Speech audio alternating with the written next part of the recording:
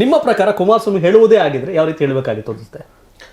ಈಗ ಒಂದು ಕುಮಾರಸ್ವಾಮಿ ಅವರು ಅವ್ರ ಮನಸ್ಸಲ್ಲಿ ಏನೋ ಇಟ್ಕೊಂಡಿದ್ದಾರೆ ಹೇಳಿದಾರೆ ಅಂತ ನಮ್ಗೆ ಗೊತ್ತಿಲ್ಲ, ಯಾಕಂದ್ರೆ ನಾವು ಮನಸ್ಸನ್ನು ಹೋಗಿ ನೋಡ್ಲಿಕ್ಕೆ ಆಗಲ್ಲ. ಬಟ್ ಆದರೆ ಬಿಕಾಸ್ ಈಸ್ ಅ ಪೊಲಿಟಿಷಿಯನ್ ಅಥವಾ ಒಬ್ಬ ರಾಜಕಾರಣಿ ಆಗಿರೋದ್ರಿಂದ ಎಲ್ಲವನ್ನು ನಾವು ರಾಜಕೀಯ ದೃಷ್ಟಿಕೋನದಲ್ಲಿ ನೋಡ್ತೀವಿ ನಾವು.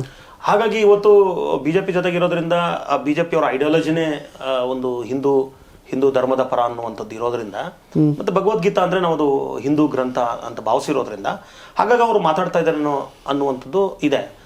ಬಟ್ ನನಗನ್ಸೋದು ಖಂಡಿತವಾಗ್ಲೂ ಕೂಡ ಈಗ ಏನಾಗಿದೆ ಅಂದ್ರೆ ನಮ್ಮ ದೇಶದಲ್ಲಿ ಒಂದು ಕಾಲದಲ್ಲಿ ನಮಗ್ ಗೊತ್ತಿರೋ ಹಾಗೆ ಇವತ್ತು ಯಾವ ಗ್ರಂಥವನ್ನ ಜನರಿಗೆ ಬೋಧಿಸಿ ಅಂತ ಇದಾವೋ ಅದು ಎಲ್ಲರೂ ಓದೋದು ನಿಷಿದ್ಧ ಆಗಿತ್ತು.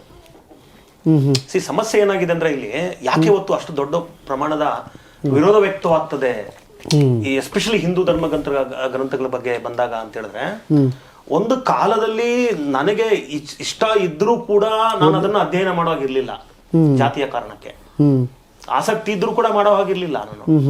ಸೊ ಈಗ ಅದನ್ನ ಯಾರು ಬೇಕಾದ್ರೂ ಕಲಿಬಹುದು ಕಲಿಸ್ಬೋದು ಅನ್ನುವಂತ ಅಲ್ಲಿವರೆಗೂ ಟ್ರಾನ್ಸ್ಫಾರ್ಮ್ ಆಗಿದೆ, ಬದಲಾವಣೆ ಆಗಿದೆ ಅಲ್ಲಿವರೆಗೂ. ಒಳ್ಳೇದದು. ಯಾಕಂತ ಹೇಳಿದ್ರೆ ಈ ಉದಾಹರಣೆಗೆ ಈಗ ನಾವು ಭಗವದ್ಗೀತೆಯಲ್ಲಿ ಕೆಟ್ಟದಿದೆ ಅಂತ ಹೇಳ್ತೀವಿ, ಉದಾಹರಣೆಗೆ ಏನೋ ಒಂದು ಕೆಟ್ಟದಿದೆ ಅಂತ ಹೇಳ್ತೀವಿ. ಕೆಟ್ಟದ್ದು ಇದೆ ಅಂತ ನಾನು ಹೇಳ್ತಾ ಇದ್ದೀನಿ, ಆ ಮಕ್ಕಳಿಗೆ ಈಗ ಪ್ರದೀಪ್ ಅವರು ಒಳ್ಳೇದಿದೆ ಅಂತ ಹೇಳ್ತೀನಿ, ನಾನು ಕೆಟ್ಟದಿದೆ ಅಂತ ಹೇಳ್ತಾ ಇರ್ತೀನಿ.